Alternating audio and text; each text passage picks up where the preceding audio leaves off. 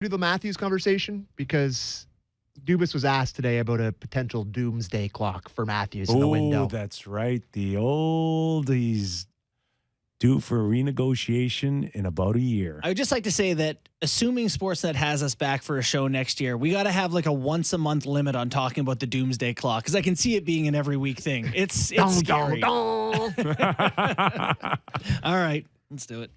Certainly don't view it as a doomsday clock.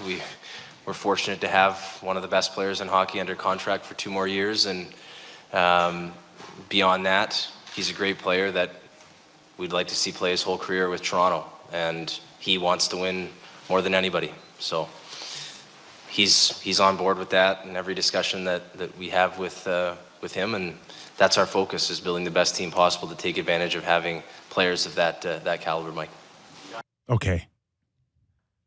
This is where Kyle is wrong. Oh. You only have him for 1 more year. Right. Because the second year is the full panic year. Correct. Okay? And now you don't want to spend that last year having not only yourself or the ownership group, but every fan wondering, is he staying or is he going? I think you would have to have the conversation with Auston and say, we're not talking about it during the season. We'll worry about that later. Like, it's going to be talked about during the season. So you are either we figure it out now or we're just going to have to move on. And the biggest reason why you can't even contemplate having him play out that last year is because you cannot, Be the Islanders, any circumstance, be the Islanders and watch him walk out the door for nothing.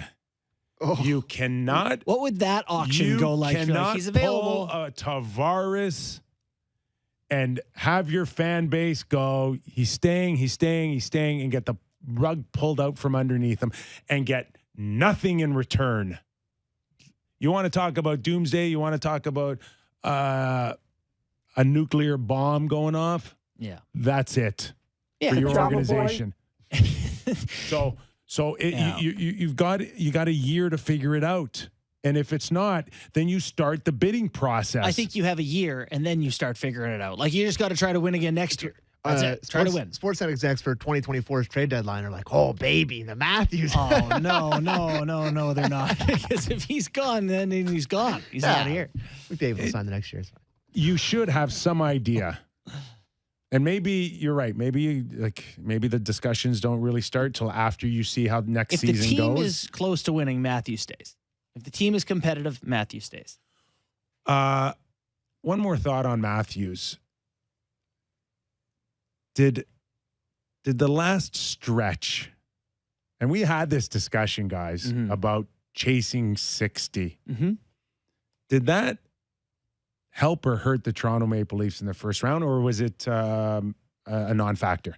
I'm going to say that when the Leafs are up 3-2 in the series and when they push Tampa in Game 6 and go to OT, you wouldn't have sat here and said, that it affected them negatively. That he played well and he was an impactful player. So I'm hesitant because now we have the result of the series to be like, it was that chase for 60 3 weeks ago. I don't know. Do you think it had a negative effect? I don't know. It wasn't my thought. Yeah. But I will say it did feel different. I didn't from the focus. There was a feel of an emotional pull that may have been somewhat exhausting a little bit, then an exhaust feeling and then a relief feeling and then starting up the emotions again into a playoff. And I don't know. I don't think it's nothing, Kyper. I think you make a good point. I don't think at least worth a chat. I don't exactly. Yeah. And I'm not here to suggest that it was a factor. But it definitely, you went the whole year saying the regular season doesn't matter. Then there was this chunk of the season where you're like, well, this part does.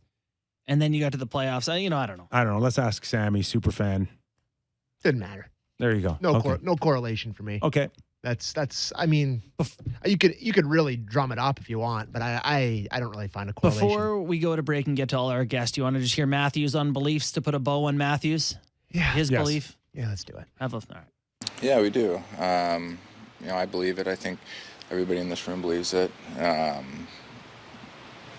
don't think that we can really concern ourselves with opinions of others or the media or fans and other people think. But I know that deep down in this room that we all believe in each other, and it's obviously still a tough pill to swallow, but I don't think that belief ever wavered. And I think throughout the year, through the ups and downs that we went through as a team, slow start, shaky a little bit in the middle of the season, I think we just always found a way to push back, and even throughout the series. So I know that the belief in this room is still very high, regardless of the outcome and what maybe outside opinions think.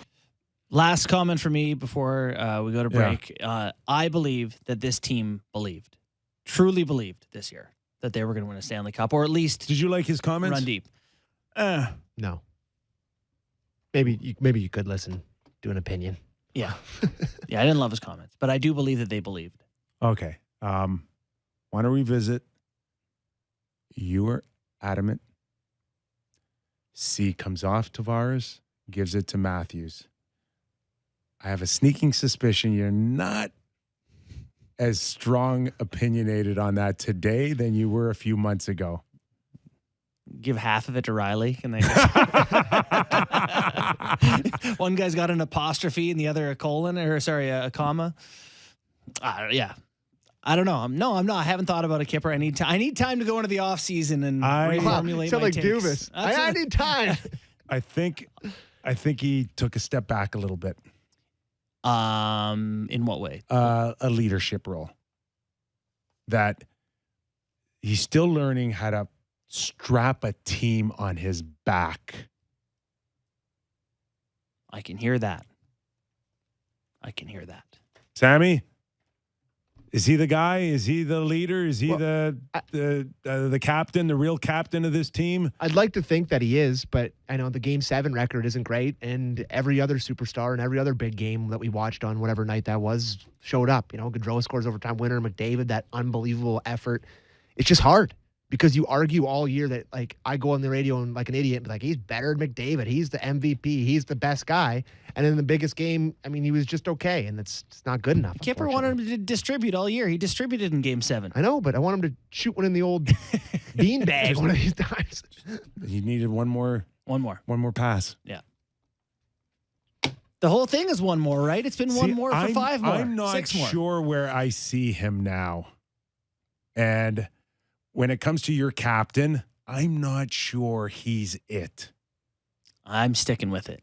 Mike Dubas, I'll flop him on the table. I believe in my guys. As a goal scorer the way he is right now, if I was to look at, if you had 2 horses in the middle like Pittsburgh, to me he's more Malkin than he is Crosby. That's the nicest insult you've ever given anyone, I think. That's a huge compliment. Malkin is a number 1 center on every team in the NHL ever, unless Crosby's on your material. Team. Yeah. Malkin is not. I don't see the comparable in the way they lead or act. I agree with you there. I think he missed an opportunity to strap a team on his back.